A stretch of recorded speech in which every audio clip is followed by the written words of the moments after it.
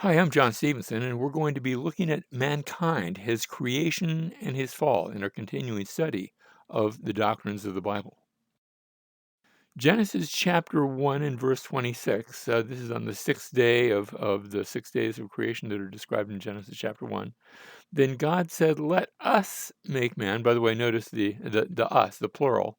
We've addressed that perhaps when we were looking at God. I don't think that's necessarily Trinitarian, even the Trinity, even though I am a Trinitarian. I think that's probably what we call the plural of majesty. But notice he says, "Let us make man in our image, according to our likeness." Now, that's parallelism. You say it, and then you say the same thing, but with a different word that means essentially the same thing. So, what does it mean to be made in God's image? It means the same thing as being made in God's likeness. But what do the two of those things mean? Well, I think the answer is given in the very next phrase. And let them rule over the fish of the sea, over the birds of the sky, over the cattle, over all the earth, and over everything, every creeping thing that creeps upon the earth. I think that the way here in Genesis, at least, now there's probably other ways that you could find out too, that man is made in the image of God. But here in Genesis chapter 1, I think the idea is rulership. In fact, I'm going to suggest that it's that way throughout the entire Old Testament. We'll see a few other passages. We continue verse 27. In verse 26 is the plan. Verse 27, and God created man in his own image. In the image of God, he created him.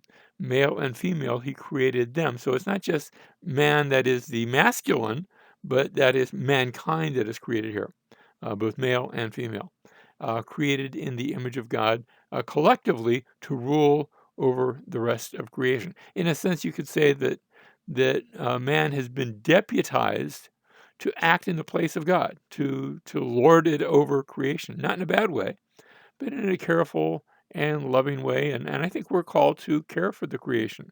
I think Christians should have a view of ecology, to take care of the creation. Not that creation is over us, but sometimes that we even serve creation in the same way that God sometimes serves his creation and even serves us.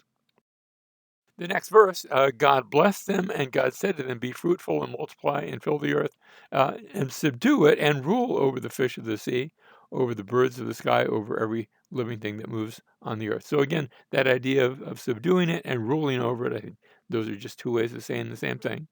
To rule over the creation, really, in God's place. Not that we've taken the place of God, but He has deputized us to act on His behalf. Now, Psalm chapter 8, verses 4 and 5, I think it says much the same thing. What is man that you take thought of him, and the Son of Man that you care for him? Notice that's again parallelism. It's saying the same thing. Man and the Son of Man are the same thing. Taking thought of him and caring for him, that's saying the same thing. Yet, verse 5, yet you have made him a little lower than God. Now, not all translations read it that way, but that's actually literally from the Hebrew. And you crown him with glory and majesty. The King James Version actually follows the old Septuagint, which is the Greek translation.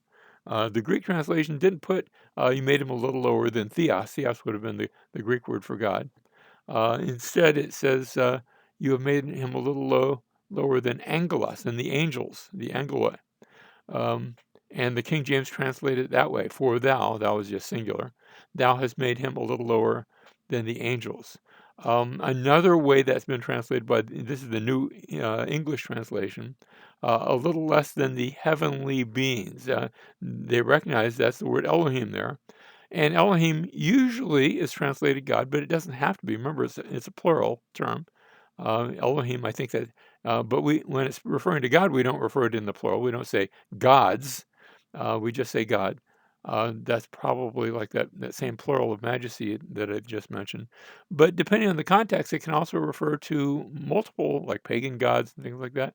Or here, this actually might be right, a little less than the heavenly beings. I'm not so sure. What's interesting is when this passage is quoted in Hebrews, the author of Hebrews uses the Septuagint translation, a little lower than the angels, and I find that interesting. The passage continues, verse 6, you make him to rule, there's that rulership idea, You make him to rule over the works of your hands. You put all things under his feet. Another way of describing rulership. All sheep and oxen, also the beasts of the field, the birds of the heavens, the fish of the sea, whatever passes through the paths of the sea.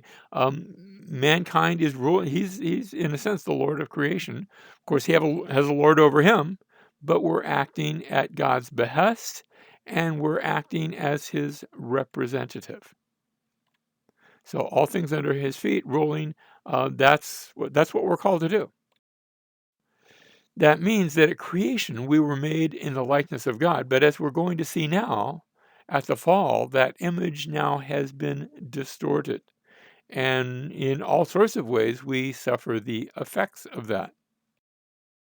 In their book, The Sacred Romance, subtitled Drawing Closer to the Heart of God by Brent Curtis and John Eldridge, I think they've really hit upon some things about both creation and fall and what took place there. I'm going to cite a few pages from that.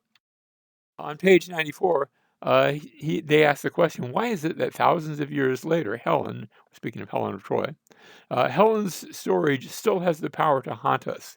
Isn't it that we long to believe beauty really could do that? The face that launched a thousand ships. There really might be someone worth launching 1,000 ships to regain, and someone willing, out of passionate love, to launch those ships. And I'm not so sure about the Helen story, but I think they have a point here that God has launched the ships for us. That God moved, can I say it this way? He moved heaven and earth to launch the ships of his love for us. Genesis chapter 3, verse 7. This is after Adam, and you know the story. Adam and Eve, and Eve doesn't even have that name yet. But Adam has been called that. The name Adam, by the way, just means man. It can be man or mankind, not necessarily male versus female. That's a different term. Um, but they ate from the fruit where they were told not to eat, and they'd been warned. Verse 7, and then the eyes of both of them were opened, and they knew that they were naked. And prior to this, they had really been unaware. You look at a dog or a cat or any sort of animal, and they don't feel embarrassed at all if they're not wearing some sort of clothing. It's no big deal to them. And the same was true initially with the first man and the first woman, but suddenly they knew. Notice, and they sewed fig leaves together and made themselves loin coverings. That probably didn't work so well. That's not a fashion pattern that has caught on for good reason. Again, quoting from the sacred romance, like Helen, we participated in our capture, although we were duped into it. And like Helen, our king has come for us in spite of our unfaithfulness. And so we see that coming in verse 8. They heard the sound of the Lord God walking in the garden in the cool of the day. You can't see God, but they could hear him. And the man and his wife hid themselves from the presence of the Lord among the trees of the garden. Now, let me just say my own viewpoint, and this passage has been by some because in verse 9, the Lord God called to the man and said to him, "Where are you?" Open theism, that's actually a theological viewpoint that sees this as evidence that God doesn't know everything, because he gets there and he says, "Where are you?" And so there are some that say, "Well, see, God didn't know, and so he was just like, you know, you were supposed to be here. Where are you? Come out, wherever you are." Um, I don't I don't take that approach. I think instead God asked in order to bring Adam to confess his disobedience. It's a little like when my grandkids were very young, and I mean very, very young, and we'd play hide and seek, and my grandson would go into his bedroom and hide, and I'd walk in, Andrew, where are you? And I'd see this sort of lump on the bed with under the covers, and there were some feet sticking out, and I knew exactly where he was. But I'd say, "Where could he be? Where are you?" And I'd basically say the same thing. Not that I didn't know, but I was doing that, but he didn't realize that I knew. And so I think that Adam and the woman did not realize that God knew. They were really trying to hide. But I think it was like when I played with my grandson. I think God knows such things. Verse 10, he said, this is Adam speaking, I heard the sound of you in the garden, and I was afraid because I was naked, so I hid myself. And God responds, he said, who told you that you were naked? Have you eaten from the tree of which I commanded you not to eat? In verse 12, the man said, well, the woman whom you gave to be with me, she gave me from the tree, and I ate. Notice, instead of saying, yes, I ate, rather there's an excuse, there's a condition, there's a circumstance. The woman, going to blame it on her.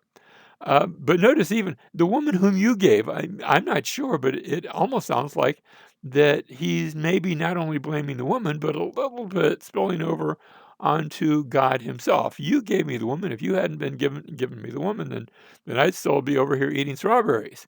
Um, I'm not sure that that's to be understood, but I think perhaps just reading between the lines, that's what the man is saying.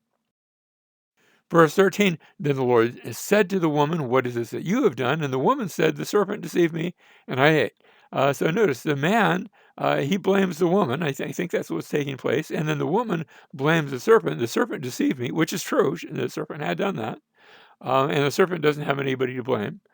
So now God is going to respond with with a statement of retribution, that is, a statement of judgment against all three, starting with the serpent. So, verse 14, the Lord God said to the serpent, because you have done this, cursed are you more than all cattle and more than every beast of the field. On your belly you will go. I'm not saying that snakes didn't necessarily go on their belly before. Rabbis have imagined this is where serpents went from being maybe some sort of walking on legs of some sort. I'm not sure that that's the case. But notice, on your belly you will go, and dust you will eat all the days of your life. So the judgment is given to the serpent. Let me just say, I think there's something going on beyond the serpent, and we're going to come back to that. But right now, the language here is just the serpent. Verse 15, and I will put enmity between you and the woman. You say, wait a second, you and the woman, that's the serpent versus the woman, and between your seed and her seed. Now, I don't think that's talking about only the little serpents or little people. It may include that. It may be that there is setting up something where there is, but notice the enmity. The term enmity means warfare or hostility. And God is setting up something that is representative. That is, the serpent is representing something bigger than just a snake. And likewise, the woman, and specifically her seed, that may initially be just her offspring, but I think it, in the ultimate sense, is going to represent more than that. And notice, he shall bruise you on the head, and you shall bruise him on the on the heel. The seed turns singular. In other words, not just all her offspring, all collective, but he shall bruise you on the head, and you shall bruise him on the heel. Now, I believe what's happening here is that you have a prophecy that is both in the immediate but also in the ultimate. And in the ultimate, I take the Christian view that this is speaking of Jesus. We have the seed of the serpent. Ultimately, that's speaking of Satan. When we get to the book of Revelation, chapter 12, Satan is going to be mentioned. He'll be called that old serpent, the devil. That sort of encompasses this passage. Although here in Genesis, you never read of the devil. So I think we can understand the passage in its immediate context in a different way, but I'm not looking at that right now. Right now, we're looking at the bigger, longer picture. And in the guise of Satan, there's a sense in which we could say that his head was bruised when Jesus went to the cross, that Satan was defeated. The picture is of a man that comes and stomps on a snake, and if you stomp on the head of a snake, if you stomp on his tail, he might turn around and bite you. You stomp in his head, and as long as he can't get his fangs into you, that's the end of the serpent. He's going to suffer a fatal wound. And then likewise, the seed of the woman ultimately, I think, is speaking of Jesus, who did that bruising on the cross, but also his heel was bruised on the cross. That is speaking of his humanity. Again, the images of a man stomping on the head of a serpent, which kills the serpent, but in the midst of it, in the process, he's bitten on the heel. That hurts. I've gotten hit by, and now in my case, it wasn't a serpent; it was a scorpion. But I got hit on the foot by a scorpion, and that was just agonizing. And I spent a day just in terrible pain from that. Same picture here. Now, when I say Jesus is heel bruised on the cross, he really did die on the cross, but he was raised from the dead. It was not a permanent victory. That in Satan's case, his defeat is in the ultimate sense eternal. The what looked like a defeat for Jesus, that was temporary, and then he rose again from the dead. Now the passage continues, Genesis chapter 3, verse 16. To the woman he said, so the serpent, there's a judgment against him. Now to the woman he said, I will greatly multiply your pain in childbirth. In pain you will bring forth children. Now this is what we call synonymous parallelism. Um, it's akin to poetry, and Hebrew poetry is always about parallelism. When he says, I will greatly multiply your pain in childbirth, that line, it says the same thing as is found in the next line, in pain you will bring forth children. Through childbirth and children, pain and pain. You're saying the same thing with two different lines, synonymous. But then when we get to the next line is still parallelism, but this time I'm suggesting it is antithetical parallelism. That is, it is saying the opposite. Yet your desire will be for your husband, and he will rule over you. Now, the he will rule over you, I think, is pretty evident that throughout most of human history, husbands have ruled over wives. In fact, I could even say it this way: men have ruled over women. Maybe not just husbands and wives, but including that. Now, the part that people puzzle over is that first line, yet your desire will be for your husband.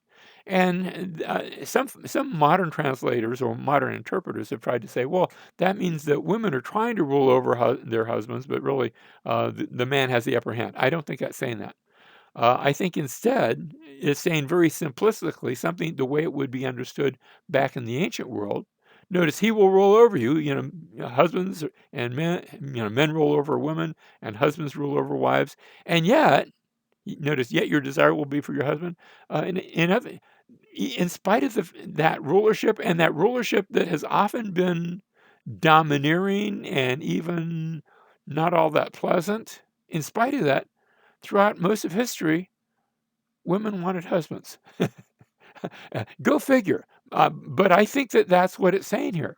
That throughout most of history, your desire will be for a husband, even though husbands can be stinkers, and yet it's very often true, or has been at least throughout most of history, that women still wanted husbands. That's it goes back to here. Now, in the New Testament, 1 Timothy chapter 2, beginning in verse 12, Paul is going to cite this passage that we just read. And he's dealing with how they do church in his day.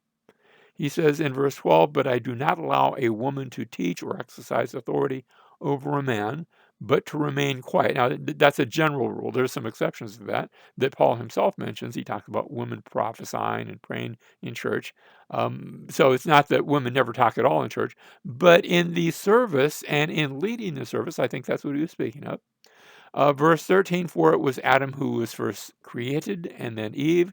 And it was not Adam who was deceived, but the woman being deceived fell into the transgression. I think that's pretty clear. Verse 15 is another problem passage to some. But women will be preserved, and that the Greek term there is a term we normally translate. We could translate, but women will be saved. Preserved works. So I'm not knocking the translation. Through the bearing of children. Now, does that mean a woman gets saved if she bears children, and if she doesn't, well, you're on your own. You have no spiritual salvation. No, that's not what it means, and that's why I think the translators rendered it this way: that women will be preserved, and that preservation of which he is speaking is the preservation over, or the saving, if I can say, over that issue of not having authority that he just mentioned back in verse 12. Women, in a sense, are served by that through the bearing of children. And then it continues, if they continue in faith and love and sanctity with self-restraint. How does the bearing of children save women from that authority issue, being under authority? Well, I think it's very evident that when women have children, it's often the woman. Yes, dad is still in charge, but it's often the woman who is the authority over the children, even the male children. And every man out there, I guess, again, generally speaking, sometimes somebody might have been orphaned or something like that, but generally speaking, men had mothers. They all had mothers, somewhere along the line. Either that mother raised them, or maybe because of circumstances the mother was not able to. But generally speaking, women are able to rule in that sense over their household, and especially over the children. There's an old proverb that says, "The hand that rocks the cradle rules the world." And I think that's speaking of this very principle in this passage. Now let's go back to Genesis chapter 3, verse 17. Then to Adam, this is God's, now he's addressed the serpent, he has addressed the woman, now he addresses the man, the Adam. Adam is the word there means man, not necessarily masculine, but this happens to be his name as well as also what he was. Then to Adam he said, "Because you have listened to the voice of your wife and have eaten from the tree about which I commanded you, saying, you shall not eat from it." Here's the punchline: "Cursed is the ground." And this is a little bit of a play on words, because remember the word Adam, um, that's the word for man, and the word for ground here is Adama. So cursed is the Adama because of Adam. Cursed is the ground because of you. In toil you will eat of it all the days of your life. Continue into verse 18, "Both thorns and thistles it shall grow for you, and you will eat the plants of the field." Um, Notice when it says eat the plants of the field, it's not necessarily saying you can't also eat animals. But some have thought that perhaps in the early days of creation, both at this point and maybe later on, until, because after the flood in Genesis chapter 9, we're going to read God saying to Noah, "I'm giving you all of the animals to eat, clean animals, not there's some animals that just aren't healthy to eat, but all the clean animals, I'm giving you those for food to eat." Well, here it doesn't say that. Now, maybe that's only because we're talking about the curse on the ground. Animals don't enter into it right now, at least, not as what we're being described in these verses, and that would have maybe messed up the symmetry. But in any case, he said, "You will eat the plants of the field. By the sweat of your face, you will eat bread till you return to the ground, to the Adama." Notice, it's you against the ground. The ground is cursed because of you. It's going to be fighting you, and it's going to win. Eventually, you're going to return to the ground. You came from the ground, you came from the dust of the earth. You'll return to the ground, because from it you were taken, for you are dust, and to dust you shall return. Now, Dr. Warren Gage, he's a friend of mine. We've known each other for quite a number of years now. He looks at this passage and he sees some examples of what he calls retributive irony. That is, first of all, with the serpent, notice he was more crafty than any beast of the field. That was back in Genesis chapter 3, verse 1. But now is made lower than all of the other animals, going upon his belly, and at enmity with mankind. Satan, who's not mentioned here, but I think he's behind the scenes. We see him when we get to the New Testament. He's pictured in the Old Testament too, but not here in Genesis. He bruises Christ on the heel and is bruised on the head, and that's, the seed of the serpent, the seed of the woman. That's where we see that. The woman, she desires a husband, and that's the I'm not sure Dr. Gage sees it that way. I've changed his chart just a little bit, but she desires a husband and finds that he shall rule over her. And then mankind is made of dust, who would rise to be like God. Remember, he eats of the tree of knowledge of good and evil. Satan had said, "If you eat of it, you'll be like God," and is returned now to dust again. And so in each case, it's sort of an ironic judgment that passes on each of those characters. In the Disney movie, The Lion King, and it's a fun movie. I enjoyed watching it with my grandkids back when they were young. There's a song that they sing about the circle of life and everything so wonderful and everything so happy. And that's not the picture that we see here in Genesis or even in the Bible itself, generally speaking, that because of the curse, the circle of life is a vicious circle. And it's a circle not of just of life, but it's also a circle of death and a circle of a curse. We see that in Romans chapter 8, beginning in verse 20, where we read that the creation was subjected to futility, not of its own will, not because that was the way it was designed, but because of him who subjected it, in hope that the creation itself will also be set free. So at the fall, it was subjected to futility, but there's a hope and a promise that that's not the end of the story. That's the can I call it the plot device? That's the issue. That's the problem. Whenever you tell a story and there's a plot, there's got to be a problem. We're also, once upon a time there were two people and they lived happily ever after. That's not a story. But there's always a problem. And the good news, verse 21, that the creation itself will also be set free from its slavery to corruption into the freedom of the glory of the children of God. For we know that the whole creation groans and suffers the pains of childbirth together until now. But if it suffers the pains of childbirth, there's coming a day when there's going to be a new birth in the same way that we have, and we're going to talk in a future class about how we have a new birth. But creation is also going to have a new birth. But in the meantime, it's getting ready to give birth to that baby, and in the meantime, the whole creation groans and suffers as if it was giving birth. And that means that creation doesn't always work the way it ought to work. It means that we don't always work the way we ought to work. And the relationship between the two, between us and the earth, very oftentimes is a relationship of hostility as we fight the earth to make it feed us. Now, verse 20, now the man called his wife's name Eve, or you would say in Hebrew, Chava, but this works, Eve, because she was the mother of all the Hava, because she was the mother of all the living. And there's a play on words here. That's where you get the name Eve. It has that idea of life or living.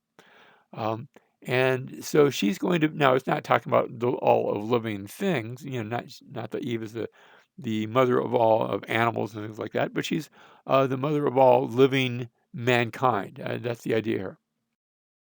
So we had examples of retributive irony. Now we have two examples of redemptive irony. Again, this is thanks to Dr. Gage. The woman who was tempted to sin becomes now the mother of all living. That's wonderful.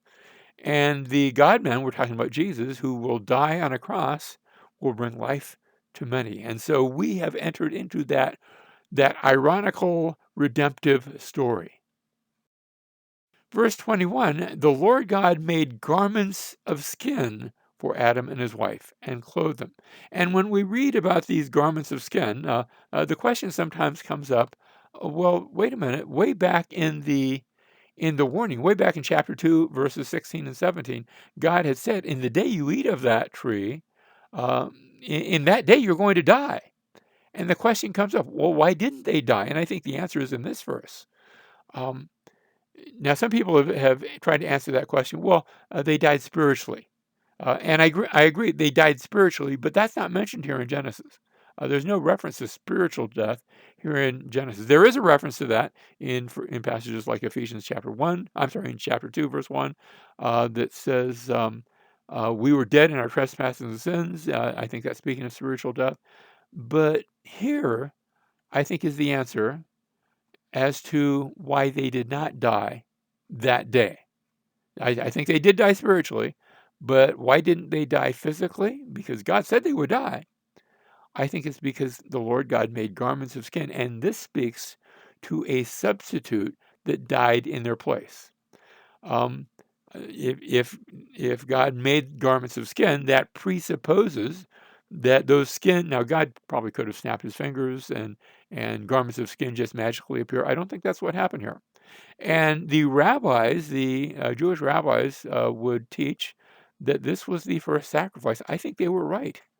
I think this did involve a sacrifice, that an animal, or animals plural, were taken and killed. And the animals hadn't done anything wrong. They had not sinned. But because of Adam and his wife's sin, because of Adam and Eve's sin, this animal or these animals, whichever it was, were taken and killed to provide for coverings for them. And that's a picture of how we are covered. Um, for them, God replaced the fig leaves of human righteousness, and for us, likewise, He replaces our fig leaves of our own human righteousness, and as a result, we have salvation through through the death of the one who died in our place. Now, I want to end with a final quote from Eldridge and Curtis. They say, God has pursued us from further than space and longer than time. Our romance is far more ancient than the story of Helen of Troy. God had us in mind since before the foundation of the world. He loved us before the beginning of time, has come for us, and now calls us to journey toward Him, with Him, for the consummation of our love.